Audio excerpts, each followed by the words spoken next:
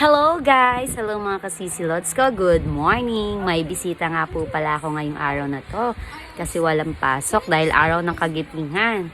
Ayan ang mga bata rito. Kasama ko for today's video. They are watching Netflix. Ayan guys. Ayan. Say hi! Hi! Si Oli nauna na doon kay Olay. Maya-maya pupunta na kami kay Lolay guys. Nood lang muna sila saglit. Ayan, ayan. Ano masasabi mo? Bakit walang pasok ngayon?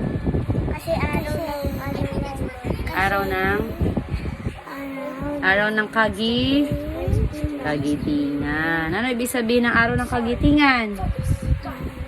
Tinuro na ba sa inyo yan? Hindi nyo pa alam. Ang araw ng kagitingan. Ayan. Sineselebrate natin yun, guys. Dahil sa mga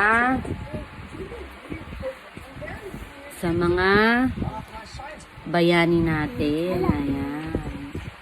Mga guys. So bukas wala ulit pasok guys, 'di ba? Wala na pasok bukas guys. Dahil Idil Fitr naman, Idil Fitr. Swimming naman. Oh, saan tayo mag-swimming? Doon kila Tito Ram guys. Kanina? Kila Tito Ram. Tito Ram. Sabi mo Tito Ram. Sabihin mo na Tito Ram.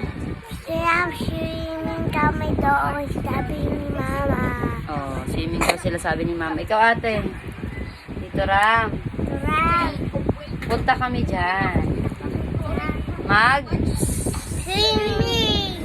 Mag-swimming daw sila. Taya, gumising ka na. May pasok ka ba? Bye guys.